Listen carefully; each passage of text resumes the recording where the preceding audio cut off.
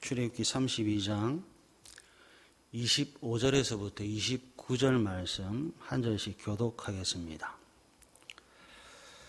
모세가 본즉 백성이 방자하니 이는 아론이 그들을 방자하게 하여 원수에게 조롱거리가 되게 하였음이라.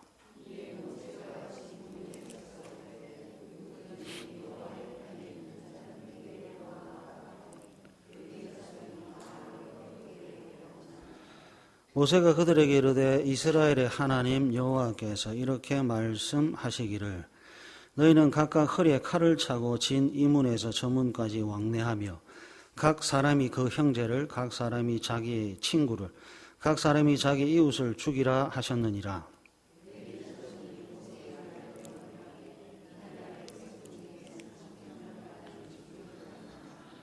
모세가 이르되 각 사람이 자기의 아들과 자기의 형제를 쳤으니 오늘 여호와께 헌신하게 되었느니라.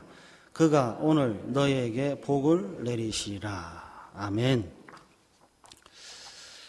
다른 사람의 하찮은 언행과 허물과 실패까지도 타산지석, 자신을 수양하는 데 도움이 된다고 합니다. 사람 공부가 인생 공부라고 하더군요. 많이 배우십시오. 훌륭한 위인의 글도 읽으시고 자기 개발서도 읽으십시오. 특히 성경을 배우십시오. 성경은 인생의 교과서이고 다른 책은 참고서라고 하는 말이 있습니다. 성경은 하나님에 관한 지식과 인간에 관한 지식으로 가득 찬 보고입니다. 성경을 아는 것은 우리의 영혼과 영혼의 미래가 걸려있기에 성경을 아는 것은 세상에 있는 모든 지식을 아는 것보다도 항상 최우선이 돼야 합니다. 오늘 저는 성경을 통해 레위라고 하는 인물의 과거와 현재와 미래를 살펴보고자 합니다.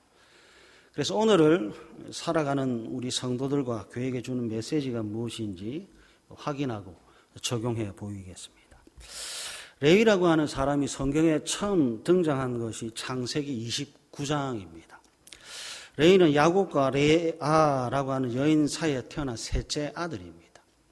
레위 뜻을 좀 적어 놓으십시오. 연합, 친목이라는 뜻입니다. 연합하다, 친목하다. 연합하다, 친목하다라고 하는 이름을 가진 레위가 이제 성경에 두 번째 등장하는 것이 어디냐면 창세기 34장인데요. 이거는 말씀을 한번 찾아보겠습니다. 창세기 34장 25절부터 30절 한번 보십시오. 구약성경 52페이지 창세기 34장 25절에서부터 30절 말씀입니다. 우리 한 절씩 교독하겠습니다. 창세기 34장 25절에서부터 30절까지 한 절씩 교독합니다. 제3일에 아직 그들이 아파할 때에 야곱의 두 아들 디나의 오라버니 시몬과 레위가 각기 칼을 가지고 가서 몰래 그 성읍을 기습하여 그 모든 남자를 죽이고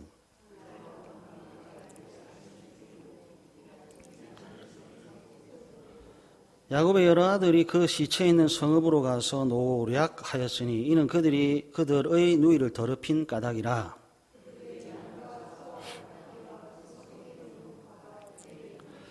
그들의 모든 재물을 빼앗으며 그들의 자녀와 그들의 아내들을 사로잡고 집 속의 물건들을 다 노략한지라.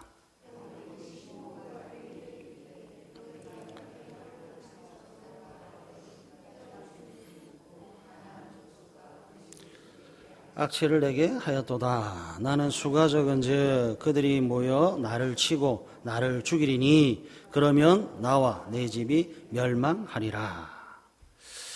야곱이라고 하는 사람에게 12아들이 있고 디나라고 하는 딸이 있는데 문안동녀는 아니군요. 딸 디나가 세겜성의 성주 아들로부터 강간을 당합니다. 그래서 야곱의 아들 중 시몬과 레위가 주도해서 세겜상의 사람들을 모두 할례를 받으면 결혼할 수 있습니다 라고 속였지요. 그리고 할례를 받은 3일째 되던 날 25절 시몬과 레위가 칼을 가지고 그 성읍을 기습합니다.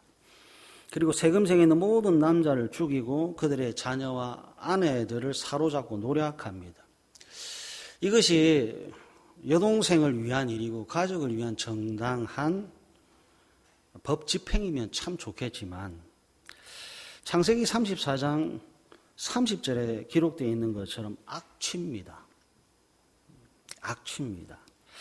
그리고 이 악취는 온 가족을 멸망으로 이끄는 죄악입니다. 연합이라고 하는 뜻을 가진 레이의 첫 행보가 살인과 연관되어 있고 약탈과 관계가 되어 있고 악취와 멸망과 연결되어 있습니다. 여러분, 야곱은 할아버지 아버지로부터 언약을 대물림 받은 믿음의 가정입니다. 성경은 세상에 관심 없습니다.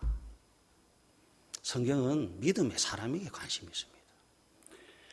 야곱이라고 하는 믿음의 가정에 태어난 아들이 살인자가 된 거예요. 불신자의 아들이 살인자가 된 게 아니라 믿음의 가정에 태어난 믿음의 아들이 살인자가 된 거예요. 죄인입니다. 흉악한 죄인이지요. 죄인이기에 상이 아니라 이제 벌을 받을 겁니다. 창세기 49장으로 한번 가보겠습니다. 창세기 49장 5절, 6절, 7절 한번 보십시오. 구약성경 78페이지 창세기 49장 5절, 6절, 7절. 시몬과 레이는 형제요, 그들의 칼은 폭력의 도구로다. 네오나 그들의 모의에 상관하지 말지어다. 내 영광아 그들의 집회에 참여하지 말지어다. 그들이 그들의 분노대로 사람을 죽이고 그들의 혈기대로 소의 발목 힘줄을 끊었음이로다. 그 노임이 혹독하니 저주를 받을 것이요 분기가 맹렬하니 저주를 받을 것이라. 내가 그들을 야곱 중에서 나누며 이스라엘 중에서 흩으리로다. 어느 아버지가 자식들을 저주하겠습니까? 더군다나 죽음을 앞둔 사람이 무슨 억하심정으로 자신이 배 아파 낳은 아들을 향해 저주를 퍼붓겠습니까? 그런데 보세요. 7절. 그 노여움이 혹독하니 저주를 받을 것이요 분기가 맹렬하니 저주를 받을 것이라. 야곱이 죽음을 앞두고 12아들 한 명 한 명에게 복과 저주를 선포하고 있습니다. 여러분, 야곱의 유언은 단순히 죽음을 앞둔 사람의 넋두리가 아니고요. 그리고 죽어가는 사람의 마지막 부탁이 아니고요. 반드시 성취될 하나님의 약속입니다. 하나님의 약속에 근거한 유언이 뭔가? 시몬 너 저주받을 거야. 레이 너도 저주받을 거야. 그 이유가 뭔가? 분노대로 혈기대로 사람과 짐승을 죽였기 때문이라고 합니다. 침묵과 연합이라고 하는 뜻을 가진 레이가 여러분 잘 보세요. 분노하고 연합했습니다. 혈기하고 침묵했습니다. 그래서 살인합니다. 한 명, 두 명이 아니라 성의 모든 남자들의 생명을 빼앗습니다. 레이라고 하는 사람이 분노라고 하는 것과 혈기라고 하는 것과 연합했습니다. 그래서 뭐 한다고요? 노략질, 강도질합니다. 레이라고 하는 사람이 분노와 침묵하고 레이라고 하는 사람이 혈기와 연합했더니 그 인생이 악취가 나고 그 걸음이 멸망의 길로 갑니다. 분노와 연합했습니다. 혈기와 침묵했습니다. 죄의 삭은 사망입니다. 살인자에게 그 인생은 축복이 아니라 저주이지요. 근데 여러분 혼자만 저주받는 것이 아니라 그 자손들 역시 살인자의 자손들에게 저주를 대물림할 수밖에 없습니다. 레이는 모일 수 없습니다. 계속 흩어져야 됩니다. 이렇게 430년을 살았습니다. 저주 속에서 다른 형제 자매로부터 곱지 않은 시선을 받고 곱지 않은 말들을 들으며 살았습니다. 모일 수 없고 또 함께 할 수 없습니다. 왜요? 폭력의 도구들이거든요. 두 사람이 모였더니 한 성에 있는 사람들을 다 죽일 정도니 레이라고 하는 연합된 사람들이 수만 명이 모였는데 그 사람들이 모이면 얼마나 끔찍한 죄악을 저지르겠어요. 그래서 이 사람들은 끊임없이 흩어질 수밖에 없는 거예요. 이런 살인자여 저주받은 사람들이 이제 획기적인 변화를 가져오는데 민수기 3장으로 한번 가보겠습니다. 민수기 3장 5절에서부터 10절 한번 보실래요? 구약성경 196페이지입니다. 민수기 3장 5절에서부터 10절 말씀 우리 한 절씩 교독하겠습니다. 구약성경 196페이지 민수기 3장 5절에서부터 10절입니다. 여호와께서도 모세에게 말씀하여 이르시되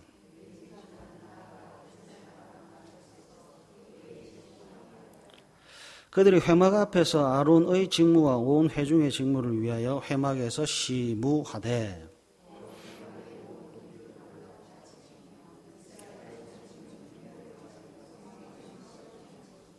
너는 레인을 아론과 그의 아들들에게 맡기라. 그들은 이스라엘 자손 중에서 아론에게 온전히 맡겨진 자들이니라.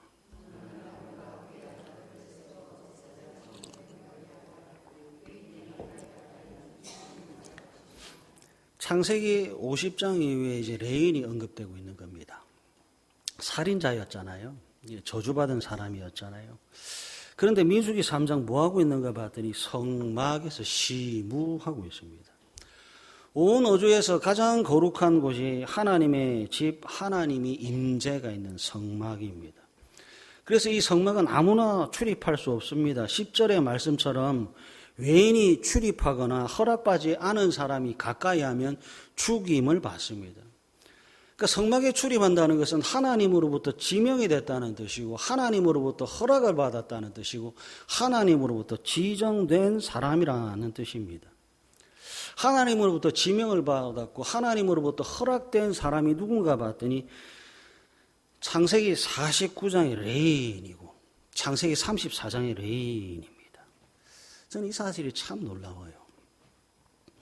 창세기 34장의 살인자요 강도였던 사람이 어떻게 민수기 3장에 도착해서 하나님의 임재가 있는 온 우주에서 가장 거룩한 곳에서 시무 하나님을 섬길 수 있다는 겁니까? 이거 자체만 해도 굉장한 일인데요. 한 두 장을 넘겨서 민수기 6장으로 한번 가보십시오. 민수기 6장 23절 한번 보세요. 민수기 6장 23절 우리 다 같이 한번 읽어보겠습니다. 시작. 아론과 그의 아들들에게 말하여 이르기를 너희는 이스라엘 자손을 위하여 이렇게 축복하여 이르되. 참 기가 막히지요. 27절 한번 보실래요? 27절도 우리 다 같이 읽습니다. 시작. 그들은 이같이 내 이름으로 이스라엘 자손에게 축복할지니 내가 그들에게 복을 주리라. 아멘. 그 다음 민수기 8장 19절 한번 보십시오.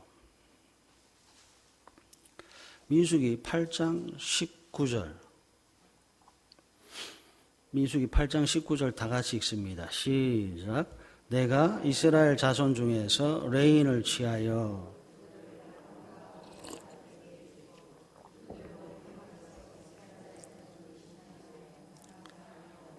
또 이스라엘 자손을 위하여 속죄하게 하였나니 이는 이스라엘 자손이 성소에 가까이 할 때에 그들 중에 재앙이 없게 하려 하였음이니라. 아멘. 아론과 그 아들들이라면 레이의 후손들입니다. 중요한 건 창세기 34장의 살인자의 후손이고 창세기 49장 아버지로부터 저주를 받은 레이의 후손들이 하나님의 집인 성막에서 무엇을 하고 있느냐 하는 거죠. 민수기 6장 23절을 보니까 너희는 이스라엘 자손을 위하여 축복합니다. 민수기 6장 27절 그들은 이같이 내 이름으로 이스라엘 자손에게 축복합니다.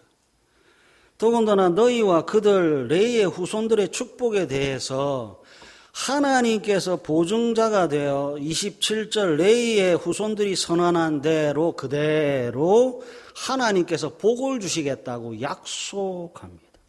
대단한 거예요. 살인자였고 저주받은 사람입니다. 그런데 하나님의 집에서 시무 봉사합니다. 그 봉사가 뭔가 봤더니 장작 패고 불 지피는 게 아니라 하나님의 이름으로 축복하는 거예요. 온 이스라엘 백성들에게 축복하는 것도 대단한데 민수기 8장 19절에 보니까 이스라엘 전체에게 재앙이 임하지 않도록 하는 것이 누구인가 봤더니 레위입니다. 민수기 6장에서는 복을 선포하고 민수기 8장에서는 이스라엘 전체에게 재앙이 임하지 않도록 막아서는 일을 누가 하는가 봤더니 레위가 합니다. 악취가 나게 했고 나와 내 집이 멸망하리라 하고 야곱이 외쳤는데 민수기에 와서는 도리어 악취를 제거하고 재앙을 제거하고 복을 선포하고 있습니다. 이스라엘 전체에게 임할 저주를 끊게 하고 복만을 전달하는 복덩어들이 돼 있습니다. 제가 궁금한 건요, 어떻게 이런 일들이 가능하게 됐느냐 하는 겁니다. 분명히 성경에서는 잔해하는 기계였고 폭력의 도구라고 돼 있었는데 민수기 3장에 가니까 성막에서 심하고 민수기 6장에 가니까 복을 선포하고 민수기 8장에 가니까 이스라엘 전체에게 임할 재앙을 가로막는 사람들, 정말 훌륭한 사람들, 없으면 안 될 사람들이 되어 있습니다.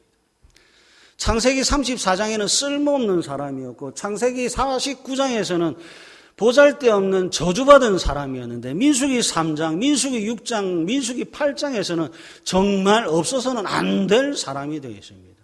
왜 그렇습니까? 어떻게 이 일이 가능합니까? 저는 사람이 쓸모있다, 쓸모없다 이런 말 참 싫어합니다만 살인자 없는 게 낫지요. 저주받은 것 없는 게 낫지요. 근데 민수기 3장, 6장, 8장은 없으면 안 되잖아요. 레위인들이 없으면 누가 저주를, 재앙을 막아줍니까? 레위인들이 없으면 어떻게 하나님의 복을 받습니까? 레위인들이 없으면 어떻게 성막을 출입할 수가 있습니까? 창세기에서는 세상 필요 없는 사람이었는데 민수기에 있으니까 반드시 있어야 되는 사람이 됩니다. 어떻게 이 일이 가능하지요? 오늘 본문 출애굽기 32장으로 한번 돌아와 보십시오.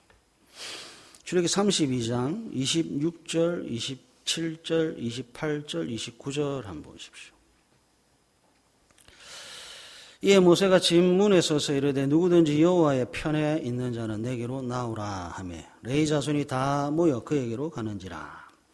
모세가 그들에게 이르되 이스라엘의 하나님 여호와께서 이렇게 말씀하시기를 너희는 각각 허리에 칼을 차고 진 이문에서 저 문까지 왕래하며 각 사람이 그 형제를, 각 사람이 자기의 친구를, 각 사람이 자기의 이웃을 죽이라 하셨느니라. 레위 자손이 모세의 말대로 행하며 이날에 백성 중에 3,000명 가량이 죽임을 당하니라. 모세가 이르되 각 사람이 자기의 아들과 자기의 형제를 쳤으니 오늘 여호와께 헌신하게 되었느니라. 그가 오늘 너에게 복을 내리시리라. 아버지로부터 저주를 받은 사람들이 어떻게 자신의 운명을 바꾸셨는지 26절 누구든지 여호와의 편에 있는 자는 내게로 나오라. 그리고 29절 그가 오늘 너에게 복을 내리시리라. 성경의 진리, 저주가 복이 되는 복음에 귀를 기울여 주십시오. 어떻게 저주가 복이 됩니까? 그 시작은 출애굽기 32장 26절 누구든지 여호와의 편에 있는 자는 내게로 나오라 합니다. 인생의 생사하복에서 가장 중요한 것은 누구의 편이 되느냐 하는 거죠. 누구와 연합하느냐 하는 겁니다. 레위의 뜻이 연합이라고 하는 뜻이었고 레위의 뜻이 침묵이었습니다. 하나님의 편이냐 그렇지 않느냐, 하나님과 연합하느냐 사랑과 연합하느냐, 분노와 연합하느냐 믿음과 연합하느냐 하는 거예요. 인생의 생사하복은 누구와 연합하느냐에 있습니다. 정말 그렇습니다. 우리 부모님들이 자녀들의 욕심을 좀 비워냈으면 좋겠어요. 좋은 대학을 가는 것보다도 좋은 곳에 취직하는 것보다도 세상에 존재하는 모든 좋은 것을 소유하는 것보다도 우리의 아들이 누구와 연합하고 우리의 딸들이 누구와 연합하고 아니 내가 현재 지금 누구와 연합하고 있느냐가 중요하지요. 한 걸음 더 나아가서 나는 지금 무엇을 위해 누구를 위하여 헌신하고 있느냐 하는 겁니다. 하나님의 편에 서면 하나님과 연합하면 하나님과 침묵하면 29절 그가 오늘 너에게 복을 내리시리라. 하나님의 편에 서면 하나님께서 오늘 책임지시고 하나님의 편에 서면 하나님께서 내일을 책임지십니다. 그래서 여러분, 레위는 기업, 땅, 소유가 없습니다. 오직 하나님만 레위의 기업입니다. 그래서 레위는 망하지 않습니다. 누구도 감히 망하게 할 수 없습니다. 하나님은 출애굽기 32장 26절 누구든지 여호와의 편에 있는 자는 나오라고 했습니다. 그랬더니 오직 레위만 나옵니다. 장정만 60만 명이에요. 이스라엘에 12지파가 있어요. 여러분, 레위인들만 귀가 있습니까? 다른 사람들, 다른 남자들, 성인 어른들은 귀가 없습니까? 레위인들만 귀가 열려있고 다른 사람들은 청각 장애인입니까? 아니잖아요. 하나님께서 외치지 않습니까? 누구든지 내 편이 되려건 오라고 하면 다 와야죠. 다 와야죠. 믿음의 사람들에게 믿음을 요구하고 있는데 아무도 믿음을 반응하고 있지 않은 거예요. 누구든지 하나님의 편에 오라고 하지 않습니까? 60만 명 중에서 겨우 2만 명이, 겨우 3만 명이 하나님 편에 쓴 거예요. 모두에게 기회를 줬지만 오직 레위만 나온 거지요. 기회는 항상 누구에게나 주어집니다. 그러나 기회를 붙잡는 것은 오직에 해당되는가 봐요. 중요한 것은 레위가 하나님 편에 섰다는 겁니다. 그리고 끝입니까? 아니요. 하나님 편에 섰다는 증거가 이제 드러나야 됩니다. 믿음에는 행위가 따르는 거죠. 하나님의 편에 섰다는 증거가 이제 헌신으로 드러납니다. 그래서 이제 질문 드리고 싶어요. 여러분, 헌신이 뭐지요? 헌신이 뭐죠?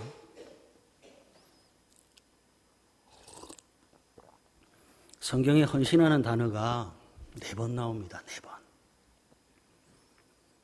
사사기에 2번 나오고 시편에 1번 나오고, 그리고 헌신이라는 단어가 출애굽기 32장 최초로 나옵니다. 헌신이 뭐지요? 오늘 기록되어 있는 헌신하고 사사기에 기록된 헌신하고 다 일맥상통합니다. 국어사전에는 몸과 마음을 바쳐 힘을 바치는 것을 헌신이라고 하더군요. 그런데 성경에서 이야기하고 있는 헌신의 본래 뜻은 채우다, 가득하다, 충만하게 하다는 뜻이래요. 채우다, 가득하다, 충만하게 하다. 채우고 충만하게 하는데 여러분 과정이 있습니다. 헌신의 과정이 있는 겁니다. 충만하게 하는 과정, 가득 채우는 과정이 있습니다. 출애굽기 32장 27절, 28절이 말씀하고 있는 헌신입니다. 레위가 헌신을 하고 있습니다. 레위가 채우고 있고 레위가 가득하게 하고 있는데, 여러분 출애굽기 32장 27절과 28절을 잘 보십시오. 하나님의 편에 서서 하나님과 연합해 헌신을 하고 있는데 그 헌신이 뭐지요?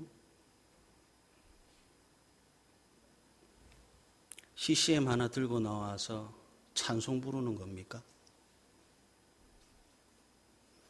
이스라엘 백성들 성경에 기록된 최초의 헌신은 칼을 가지고 죄를 죽이는 겁니다.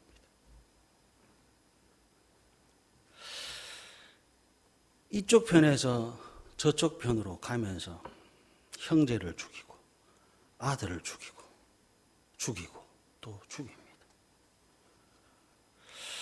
헌신이라고 하는 것이 뭔가 봤더니 하나님의 편에 서는 것, 하나님과 연합하는 것, 그리고 죄를 끊는 것, 죄를 죽이는 것이 헌신입니다. 교회 안에 죄를 끊어냅니다. 성도 안에 죄인을 죽입니다. 성경에서 이야기하고 있는 헌신은 끊임없는 죄와의 싸움입니다. 하나님의 편에 서서 칼을 들고 끊임없이 죄를 죽이고 또 죽이고 또 죽입니다. 남편의 죄를 죽이고 아내의 죄를 죽이고 아들의 죄를 죽이고 딸의 죄를 죽이고 삼촌과 이모와 고모의 죄를 죽이고 또 죽입니다. 사정없이 죄를 죽입니다. 3,000명을 죽였습니다. 그 다음이요. 하나님의 영광, 하나님의 거룩으로 이제 채워지는 겁니다. 죄를 죽이고 또 죽였더니 출애굽기 32장 29절 그가 오늘 너희에게 복을 내리시라로 마감되는 것이 헌신입니다. 창세기 34장에 한 사람의 죄로 인해 가족 전체가 위기를 받았잖아요. 출애굽기 32장 레위의 헌신으로 한 민족이 복의 공동체로 지금 변화되고 있습니다. 여러분, 헌신은 연합하는 겁니다. 헌신은 죄를 죽이는 겁니다. 헌신은 하나님으로 거룩으로 복으로 충만하게 하는 겁니다. 헌신입니다. 기독교를 인정하지 않는 나라에 이제 20대 여자 청년이 선교를 갔답니다. 기독교를 인정하지 않아요. 모든 것이 조심스럽고 모든 것이 불안하지요. 언제 잡힐지. 출국당하면 괜찮은데 잡히면 죽을지도 모르는 거예요. 선교를 가서 자신을 걱정할 가족에게 안전하다 4글자로 전보를 쳤습니다. 그리고 한참 뒤에 회신이 왔어요. 3글자 즐겁니. 딸을 사랑하고 딸의 생명이 귀하다는 거 잘 압니다. 딸이 어디에서 무엇을 하고 있는지도 잘 압니다. 복음을 전하다 잡히면 죽게 될 것을 누구보다도 잘 압니다. 그래서 예수를 믿는 부모가 듣고 싶은 말은 안전하다가 아니라 즐겁습니다. 소율이 제일 묻는 사람의 제일 되는 목적이 무엇입니까? 사람의 제일 되는 목적은 하나님을 영화롭게 하고 하나님으로 말미암아 영원토록 즐거워하는 겁니다. 따라 나는 내가 안전하기보다 하나님을 영화롭게 하고 하나님으로 말미암아 영원토록 즐거워하기를 바란다. 따라 안전을 위해서 믿음을 포기하지 마라. 따라 안전을 위해서 복음을 버리지 마라. 따라 안전을 위해 하나님을 위하거나 원망하지 마라. 이 세상을 살아가는데 안전보다도 중요한 것이 있답니다. 우리는 이 땅의 안전을 위하여 살지 않는다고 합니다. 안전을 위해서 타협하거나 안전을 위해 하나님을 외면하지 않는다고 합니다. 소년 다니엘. 하나님을 영화롭게 하고 하나님으로 말미암아 영원토록 즐거워하기 위해 사자굴로 두벅두벅 걸어갑니다. 다니엘의 세 친구는 영원한 즐거움을 위해 7배나 뜨거운 풀무불 속으로 두벅두벅 걸어갑니다. 하나님으로 말미암아 영원토록 즐거워하기 위해서 기꺼이 불 속으로 사자굴 속으로 들어가는 사람들의 무리가 교회입니다. 사랑하는 가족 여러분, 우리는 누군가의 인생이 아니라 내 인생을 살아갑니다. 그래서 중요한 질문입니다. 나는 현재 영혼이 잘 되는 길을 걸어가고 있는지요? 범사에 하나님께서 인정하는 길을 걸어가고 있는지요? 오늘 본문과 연결해봐서 나는 지금 현재 하나님과 연합하고 있는지요? 죄와 피 흘리기까지 싸우고 있는지요? 그래서 내가 있는 곳에 거룩으로 하나님의 복으로 채워져 가고 있는지요? 레위라고 하는 사람이 오늘 여호와께 헌신했습니다. 하나님께서 오늘 복을 너에게 내리신다고 약속하셨습니다. 성경에서 말씀하고 있는 헌신을 내일로 미루지 마십시오. 하나님과 연합하는 것, 죄를 죽이는 것, 제사정직을 감당하는 이 헌신을 내일로 미루지 마십시오. 하나님과 연합하지 않은 것은 살인의 도구가 되지만 하나님과 연합한 것은 죄를 죽여 복으로 채워지는 은혜의 방편이 됩니다. 예수님과 성령 하나님에 의해서 우리는 모두 왕 같은 제사장이 되어 있습니다. 그리고 하나님은 끊임없이 하나님의 편에 설 자가 누구인가를 우리에게 묻고 있습니다. 매일 하나님 편에 서십시오. 그리고 매일 하나님께 헌신하십시오. 그래서 매일 여러분들을 통해 하나님의 복이 여러분들의 가정과 우리 나라와 민족에게 풍성하게 채워지는 참 좋은 다대교회 가족들 되시기를 간절히 바랍니다. 우리 찬양하겠습니다. 오늘 집을 나서기 전 찬양하겠습니다.